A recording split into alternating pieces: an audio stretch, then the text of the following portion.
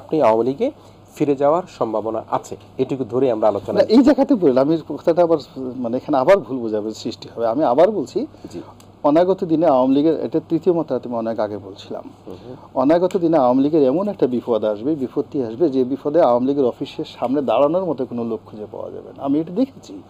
প্রধানমন্ত্রীর পক্ষে কথা বলার মতো কোনো লোক ছিল না। বাসা থেকে লতিফ সিদ্দিকী সাহেবকে টেলিফোন করে এনে সুদার সদনে 111-এর সময় দাঁড় করিয়ে লতিফ সিদ্দিক প্রধানমন্ত্রীর পক্ষে কথা বলতে হয়েছে।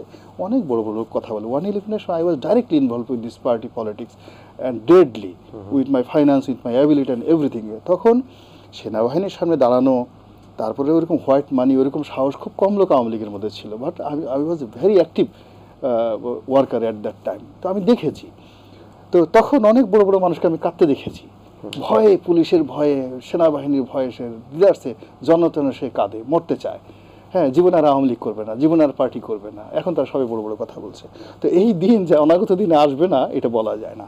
এবং অনাগত দিনে যারা আসে, আপনি মনে কিছু করেন না, একটু আমরা দুজনেই, আমাদের একটু ভুড়ি ছুড়ি আছে, স্বামী আমাদের পার্টি কম, যাদের শরীরে মেদ ভুড়ি হয় এরা দৌড়াতে পারে না, এদের ভয়ও বেশি থাকে, অস্থিরতা বেশি থাকে, আতঙ্কগ্রস্ত থাকে। তো অনাগত দিনে আওয়ামী লীগের যে সমস্ত লোকের দেখবেন খুব ভুড়ি ছুড়ি হয়ে গেছে, গাল থল থল থল থল করছে মাংস, অনাগত দিনে যখন দেখবেন যে কোনো রকম মুসিবতে আসছে, এরা দৌড় দেওয়ার সুযোগ পাবে না, বিছানায় চিৎপটাং হয়ে পড়বে।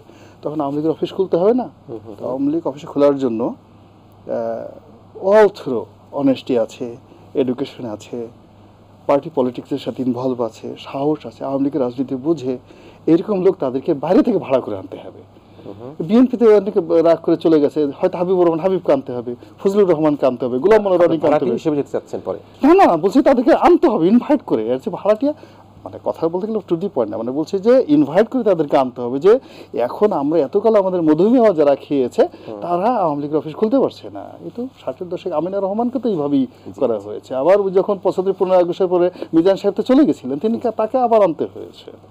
এই জন্য এই উত্থান পতন হয়। এখন ওইরকম যদি এরকম একটা অবস্থা হয় যে এত বড় একটা বিশাল দল, এখন সেই দলের জন্য যদি বিএনপি ক্ষমতা থাকে, আমার মতো গোলাম মোল্লা রনি, হাজার হাজার গোলাম মোল্লা রনি বিএনপির অফিসে ঘুরবে, আমার মতো 2-4 জন চলে গেলে বিএনপির এখন কিচ্ছু আসে যায় না। এখন আওয়ামী লীগে আমি গেছি, আওয়ামী লীগের কিচ্ছু আসে যায় না। বিশাল সমুদ্রের মধ্যে কোথাকার কোন গোলাম মোল্লা রনি, সে গেছে না গেছে, এটা নিয়ে কার খোঁজ খবর নেওয়ারও সময় নাই, বলারও সময় নেই, দরকারও নাই। সময় কথা বলবে, সময় কথা বলবে।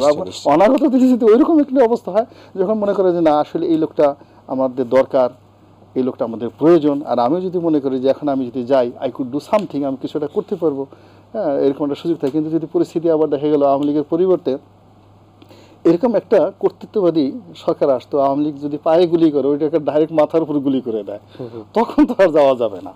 মূল ব্যাপার আগে তো নিজের অস্তিত্ব বাঁচাতে হবে। I am not a Julius Caesar, Napoleon Bonaparte, আমি একজন সাধারণ মানুষ আর কি। তো ভবিষ্যতে ওই জিনিসটা বললাম যে যদি কখনো ওই ধরনের পরিস্থিতিতে ওয়ার্কেবল হয়, প্রয়োজন হয়, হ্যাঁ, নিজে বসলে ভাবে না, যদি ওরকম একটা পরিস্থিতিতে রাজনীতি করার সুযোগ আছে, সবকিছু আসে, তখন কোনো মন্ত্রিত্ব মধুমেহ চাইতে রাজনীতি করাটা আমার কাছে গুরুত্বপূর্ণ মনে হয়।